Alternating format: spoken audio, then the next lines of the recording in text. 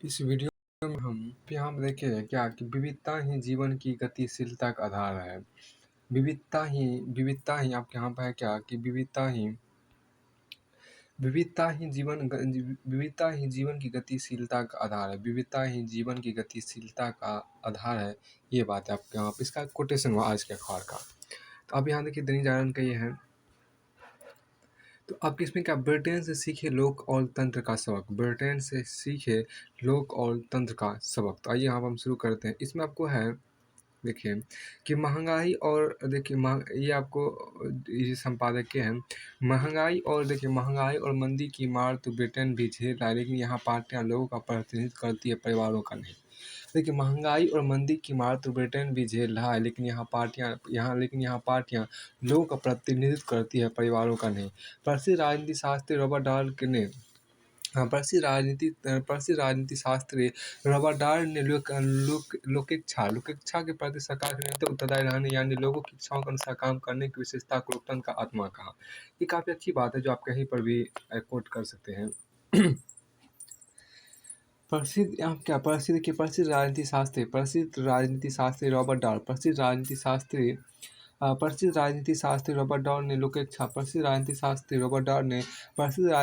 Robert dark ने लोकेच्छा के प्रति सरकार के निरंतर उत्तरदायी रहने, यानी लोगों की इच्छा के अनुसार काम करने की विशेषता को लोकतंत्र का आत्मा कहा था। लोगों का प्रतिनिधित्व करते हुए सरकारों को जनता के प्रति उत्तरदायी रखने और जनहित के मार्ग पर चलाने का काम राजनीतिक दलों का है। आम राय को सार्वजनिक नीतियों में परिवर्तित कराना ही इन दलों का काम है। मगर वास्तव में ये पार्टियां क्या करती है, यह उनकी संरचना और कार्यप्रणाली पर निर्भर करता है। यदि पार्टियों के भीतर बराबरी और लोकतंत्र नहीं है, तो वे लोकतांत्रिक व्यवस्था का भाग होते हुए भी लोगों का प्रतिनिधित्व करने के बजाय कुछ कुनबे और उनके हितों का प्रतिनिधित्व करने लगती है। बराबरी और लोकतांत्रिक जनप्रतिनिधित्व के बजाय कुनबाशाही की संरचना बनी और तानाशाही अंदाज में चलने वाली पार्टियां किसी लोकतांत्रिक व्यवस्था का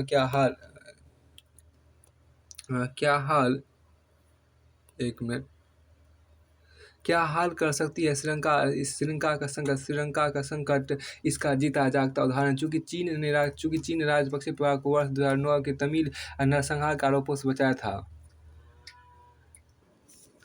चूंकि परिवार को वर्ष 2009 के तमिल नरसंहार के आरोपों से बचाया था। चूंकि चीन ने राजपक्षे परिवार को वर्ष 2009 के तमिल नरसंहार के आरोपों से बचाया था, इससे सारे निर्माण ठेके जापान और भारत के बजाय उसे दे दिए गए। श्रीलंका की दो सबसे पुरानी पार्टियों समेत 17 पार्टियों के गठबंधन से बने सत्ताधारी मोर्चे में राजपक्षे परिवार के पास राष्ट्रपति, प्रधानमंत्री सहित लगभग 40 सरकारी विभाग थे। गठबंधन में राजपक्षे परिवार की पूरी तानाशाही थी। इससे चीनी कर्ज लेकर बढ़ने परियोजनाओं से लेकर विदेशी मुद्रा की बचत के लिए खेती को जोखिम में डालने और आर्थिक विकास तेज करने के लिए भारी टैक्स कटौती पर किसी ने कोई सवाल ही नहीं उठाया। राजपक्षे परिवार जानता था किसी भी निर्णय पर कोई सवाल उठाने की हिम्मत नहीं जुटा पाएगा। राजपक्षे परिवार जानता था किसी भी निर्णय पर कोई भी सवाल उठाने की हिम्मत नहीं जुटा पाएगा। कुनबाशाही में पार्टी और मंत्री परिषद हिसाब नहीं मांगती। इससे सरकार को मनमानी और लूट की आज़ादी मिल जाती है। लोगों को हवाई किले दिखाते हुए करोड़ों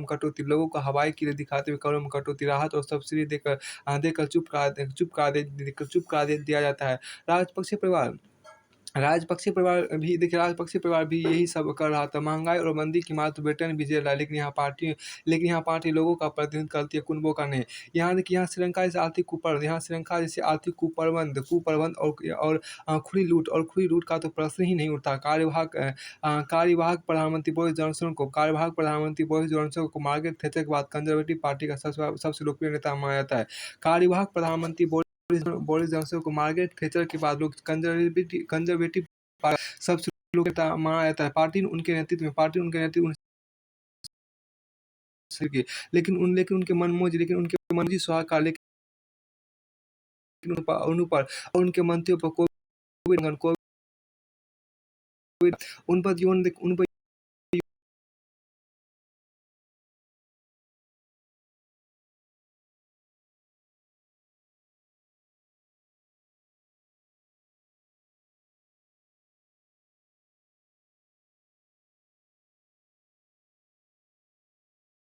नहीं रही थी, उसका असर स्थानीय चुनाव उसका असर आपको स्थानीय चुनाव और उपचुनाव में दिख रहा था।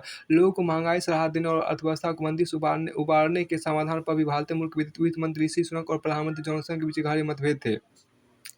प्रधानमंत्री महँगाई से राहत देने और अर्थव्यवस्था में जान फूँकने के लिए करों में कटौती चाहते थे। वित्त मंत्री को भय था कि ऐसा कटौती महँगाई की आग में घी का काम करेगी और कर्ज का बोझ बढ़ता जाएगा। इसलिए वो महँगाई पर काबू पाने और अर्थव्यवस्था में जान आने के बाद ऐसा करने की हिम्मती थे। यह समझदारी और लोक लुभावन नीति यह समझदारी और लोक लुभावन नीति के बीच की राय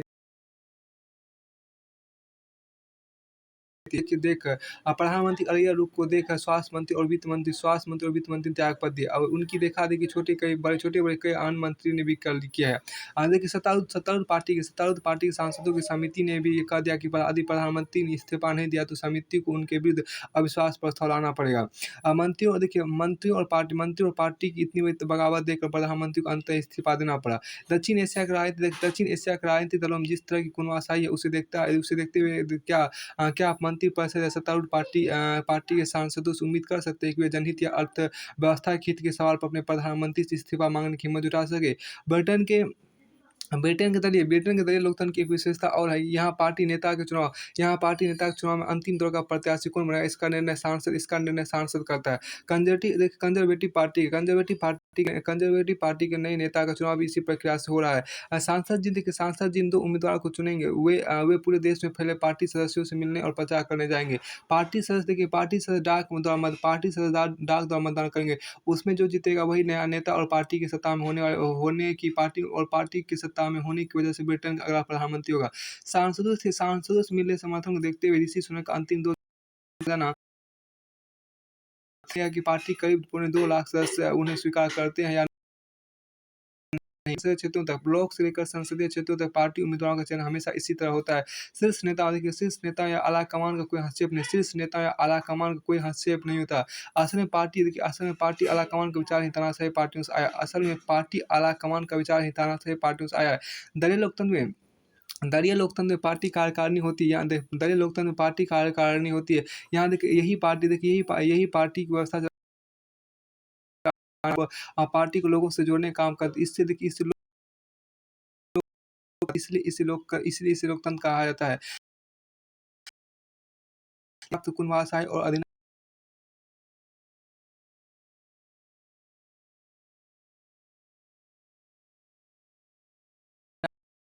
जी, लॉर्ड शाही जैसा है जिसमें जमींदार बैरन और लॉर्ड दर्जनों सांसदों के मालिक होते हैं।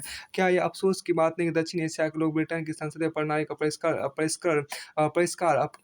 कर अपनाने और उसमें जनता पर उत्तरदायित्व को बढ़ाने की बजाय मध्ययुगीन शिक्षा की तरफ देखिए लॉर्ड शाही को हमें अच्छा समझना होगा उसको एक बार फिर 1970 के आप यहाँ 1970 के दशक 1970 के 1 मिनट देखिए 1970 के आसपास आपको अफ़गानिस्तान में हिंदुओं और सिखों की संख्या 1 लाख से अधिक थी। या कहाँ गए ये सब हिंदू सिख? उनमें से कुछ मारे गए और कुछ जान बचाकर भारत या अन्य देशों को पलायन करने पर विवश हुए। ऐसी ही व्यवस्था बांग्लादेश और पाकिस्तान के अल्पसंख्यक और विशेष रूप से हिंदू सिख विचार हैं। अभी बीते शुक्रवार को बांग्लादेश के नारेल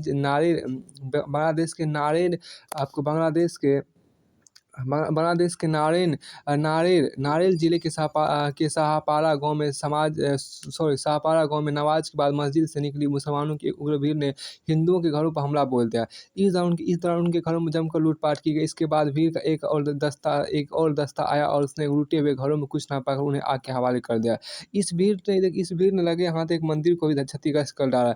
यह भीड़ इसलिए आपेश बाहर थी क्योंकि आकाश शाह नाम के युवक ने फेसबुक पर इस्लाम को लेकर कथित रूप से आपत्तिजनक टिप्पणी कर दी। बांग्लादेश में बांग्लादेश में देखिए बांग्लादेश में यह कोई नई बात नहीं है। वहाँ अक्सर ही किसी हिंदू नाम से फेसबुक पर इस्लाम के विरुद्ध कुछ लिख दिया जाता है और फिर भी उसी व्यक्ति को फिर उस व्यक्ति के साथ अन्य हिंदुओं के घरों दुकानों पर धावा बोल देती है। ऐसे हमलों का निशाना बनने वाले कई हिंदू दोबारा अपने घरों को नहीं लौट पाते। बांग्लादेशी अखबार डेली स्टार के अनुसार सहापारा गाँव में हिंदुओं के 108 घर हैं और उनमें उनमें से करीब करीब सभी खाली पड़े। 1-2 घरों में कुछ बुजुर्ग बचे हैं। प्रशासन के लोग हिंदुओं को उनकी सुरक्षा का भरोसा दिलाने के लिए गए, लेकिन किसी को यकीन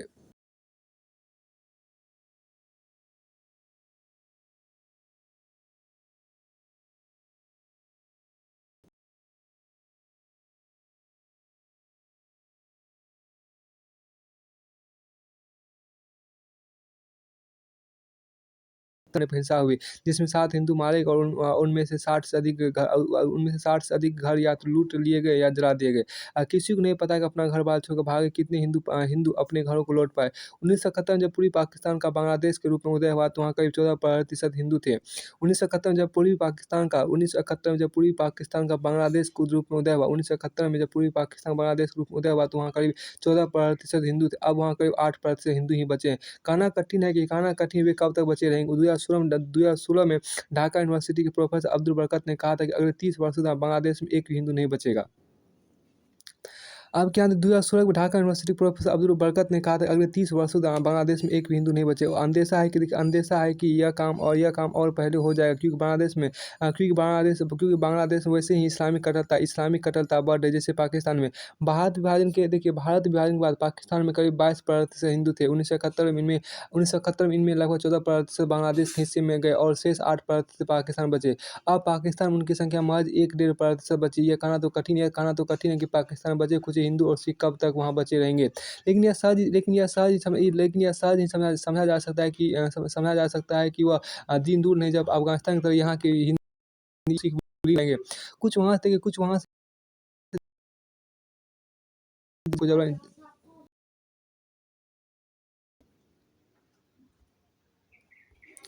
देखिए, बिहार राज्य के सभी प्रारंभिक विद्यालयों में पहली कक्षा से अब बच्चे योग सीखेंगे। यह एक सराहनीय निर्णय है। इससे बच्चों का शारीरिक और मानसिक विकास बेहतर होगा। देखिए, योग से बच्चों का शरीर सक्रिय और लचीला बनने के साथ प्रतिशत मजबूत होता है और वे बीमारियों से बच पाते हैं। देखिए, इससे बच्चों का शारीरिक और मानसिक विकास बेहतर होगा। योग से बच्चों का शरीर सक्रिय और लचीला बनने के साथ प्रतिरक्षा तंत्र मजबूत होता है और वे बीमारियों से बच पाते हैं। प्रतिदिन योग करने से बच्चों के मस्तिष्क का विकास सही रूप में होता है। बच्चों में आत्मविश्वास बढ़ाने में भी योग बहुत उपयोगी है। योगासन से बच्चे तनाव और अवसाद जैसी समस्याओं से बचते हैं। दुनिया भर के स्कूल अब यह स्वीकार करने लगे कि सकारात्मक सोच और बच्चों के संपूर्ण विकास के लिए उनको नियमित योग करवाना चाहिए। बहुत पहले प्रदेश के स्कूल में व्यायाम की कक्षा संचालित होती थी जो लगभग अब बंद हो गई। एक बार फिर इस व्यवस्था को लागू किया जाए। इसके साथ यह भी देखा जाना चाहिए कि प्रदेश के कितने स्कूल ऐसे जहाँ खेल के मैदान नहीं है, वहाँ खेल का मैदान बनाकर बच्चों को न केवल योग बल्कि खेलकूद जैसी गतिविधियों से भी जोड़ना चाहिए। क्योंकि कोरोना काल में सर्वाधिक नुकसान बच्चों का ही हुआ है। देखिए, ऑनलाइन क्लास के चक्कर में वे ज़्यादा मोबाइल फ्रेंडली हो गए। बहुत से बच्चे अब मैदान की गतिविधियों में शामिल नहीं होना चाहते। वे मोबाइल पर गेम खेलने के लत्ती हो गए हैं। ऐसे में आज के सभी विद्यालयों में शारीरिक शिक्षा, खेल एवं योग के पाठ्यक्रम में शामिल करने का निर्णय स्वागत योग्य है। यह व्यवस्था दी गई कि मूल्यांकन के आधार पर बोर्ड के नीचे की सभी कक्षाओं के छात्र-छात्राओं को रिपोर्ट कार्ड, प्रगति पर अंक दिए जाएँगे। सरकार की सोच है कि अगर पहली कक्षा से बच्चे योग करेंगे या खेलेंगे, योग करेंगे या खेल से जुड़ेंगे तो जीवन भर के लिए यह अभ्यास शामिल हो जाएगा। योग के प्रशिक्षण में कई तरह की सावधानी बरतनी चाहिए। योग सिखाने की ज़िम्मेदारी स्कूल में व्यायाम शिक्षक की होती है। यह ध्यान देने वाली बात है, गलत योग नुकसान भी पहुँचा सकता है। देखिए, इसमें आपके इस वाले पॉइंट आपके यहाँ देखिए बेलगाम खनन माफिया देखिए आपके यहाँ पर आपको इसमें अवैध खनन की चपेट देखिए अवैध खनन की इस देश की राजधानी में अरावली की कई पहाड़ियाँ अवैध खनन के कारण लुप्त होती जा रही है। ऐसा तब है जब ये पहाड़ियाँ दिल्ली एनसीआर के पर्यावरण के बहुत महत्वपूर्ण है। जैसे अरावली की पहाड़ियाँ अवैध खनन की चपेट में वैसे ही देश की अन्य पहाड़ियाँ भी। इसी के साथ नदियाँ भी बड़े पैमाने पर अवैध खनन का भी शिकार है। अवैध खनन लिप्त तत्व देखिए अवैध खनन लिप्त तत्व माफिया बन गए हैं। अवैध खनन लिप्त तत्व तत्व माफिया बन गए, तो इसलिए कि आमतौर पर उन्हें नेताओं और नौकरशाहों का संरक्षण मिलता है। इसी संरक्षण के कारण उन पर उनका दुस्साहस बढ़ता है। देश के विभिन्न हिस्सों में ऐसी खबरें आती ही रहती है कि खनन माफिया गुर्गों ने पुलिसकर्मी या फिर अन्य अधिकारियों को धमकाया अथवा उन पर हमला किया।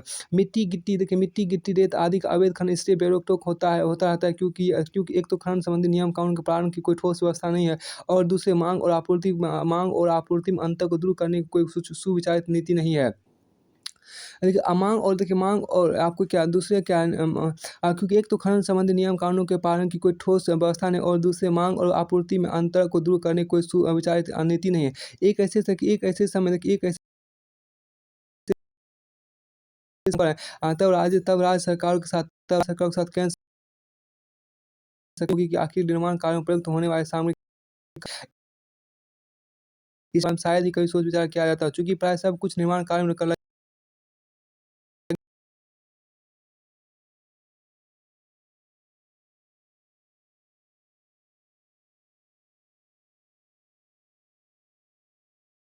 या तो कम करने के जतन किए जाए, या फिर सामग्री एक नए विकल्प खोजे जाए। देखिए खनन पर पूरी तौर पर रोक लगाना आसान, लेकिन वो ना तो पर्यावरण का खतरा बन पाए और ना ही मनमानी का माध्यम। देखिए, हाल ही में प्रधानमंत्री नरेंद्र मोदी ने एक समारोह में कहा कि अब समय आ गया है जब मुफ्त की रेवड़ियाँ बाँटने वाले बंद हाल ही में प्रधानमंत्री नरेंद्र मोदी ने एक समारोह में कहा कि अब समय आ गया है कि जब मुफ्त की रेवड़ियाँ बाँटना बंद होना चाहिए। इस बयान के साथ प्रधानमंत्री ने देश में पनप रही गलत राजनीतिक एवं सामाजिक संस्कृति पर बड़ा प्रहार किया। इससे समाज में मुफ्तखोरी की प्रवृत्ति तो बढ़ती ही है, देश की आर्थिक स्थिति बद से बदतर होती जाती है। क्या हम ऐसे देश की कल्पना कर सकते हैं जहाँ महँगाई इतनी बढ़ी हो कि सोडे की 2 बोतल के लिए 2 बोतल के 80 लाख बोलीवल वहाँ की करेंसी देने पड़ते। इस रकम को देने के लिए नोटों की कई मोटी गड्डी देनी पड़ती है, जिसे ले जाना कतई व्यावहारिक नहीं था। सारे कीर्तिमान महँगाई ने ध्वस्त कर दिया, और इस तरह का देश है दक्षिण अमेरिका का वेनेजुएला। वहाँ महँगाई ने सभी सीमाएँ लाँघ दी है। इस देश में सबसे अधिक प्राकृतिक तेल का ज्ञात भंडार है। इसके अतिरिक्त कोयला, लौह अयस्क, बॉक्साइट, एल्युमीनियम का अयस्क और सोना का प्रचुर भंडार। इन संसाधनों के कारण यह कभी अमीर देश हुआ करता था। सन 2013 में शासन ने सस्ते राजनीतिक लाभ के लिए करों में बेतहाशा कटौती कर दी और मुफ्त में अनेक सेवाएँ दी। इसके बाद वहाँ महँगाई तीव्र गति से बढ़ी। वहाँ 15 जुलाई से नई करेंसी जारी की, और 10 लाख बोलीवर को नए बोलीवर के बराबर माना जाने लगा। इस देश की दुर्दशा और पड़ोसी श्रीलंका की बदहाल स्थिति को संज्ञान में लेकर ही प्रधानमंत्री को कहना पड़ा कि मुफ्त की रेवड़ियाँ बाँटना बंद हो। देखिए, हमारे देश में कुछ राजनीतिक पार्टियाँ वोट के जनता को मुफ्त बिजली पानी मुहैया कराने का आश्वासन देकर काहिल बनाने से नहीं हिचक रही है। शिक्षा, स्वास्थ्य, सड़क एवं सुरक्षा के अतिरिक्त सभी सुविधाओं का उपयोग यथेष्ट शुल्क देकर ही करना चाहिए। इससे अर्थव्यवस्था सुचारू गति से चलेगी, और आवाम को परेशान नहीं होना पड़ेगा। देखिए, छत्तीसगढ़ में सभी जिला न्यायालयों के जज यूट्यूब वीडियो से दे रहे कानूनी प्रक्रिया की जानकारी लोगों को भी मिल रहा है लाभ। देखिए, छत्तीसगढ़ी भाषा में कर रहे हैं जागरूक। देखिए, आपको यहाँ पर इस पहल को प्रदेश के वनांचल और ग्रामीण क्षेत्र में रहने वाले लोगों तक सरलता से पहुँचाने और समझने लायक बनाने के न्यायिक अधिकारियों द्वारा छत्तीसगढ़ी भाषा में जानकारी दी जा रही है। स्थानीय भाषा का लोगों की रुचि इस पहल में बढ़ी है। देखिए, आपके यहाँ पर देखिए एक यहाँ पर यूट्यूब चैनल के माध्यम से जागरूकता अभियान चलाया जा रहा है। देखिए, प्रदेश के जिला एवं सत्र न्यायाधीश के अलावा न्यायिक अधिकारी वीडियो के जरिए लोगों को कानूनी ज्ञान दे रहे हैं, और संविधान प्रदत्त अधिकारों के बारे में भी सजग कर रहे हैं। इसका अच्छा प्रतिसाद मिला, ये इस अभियान को जारी रखेंगे। ये बात आपको यहाँ पर छत्तीसगढ़ के जो विधिक अधिकारी उसने ये कही है। यहाँ पर आपको क्या इसमें आपको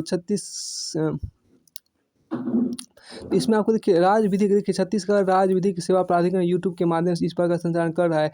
ये सबसे महत्वपूर्ण ऐसा हो तो क्या करें?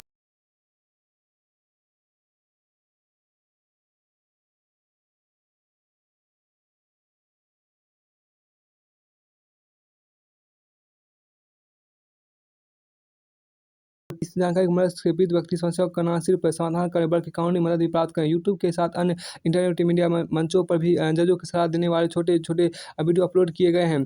25,000 से अधिक सब्सक्राइबर आपको प्राधिकरण के यूट्यूब चैनल पर अब तक 25,000 से अधिक ज़्यादा सब्सक्राइबर हो चुके हैं। 1 लाख से ज़्यादा लोगों ने वीडियो को लाइक किया और विभिन्न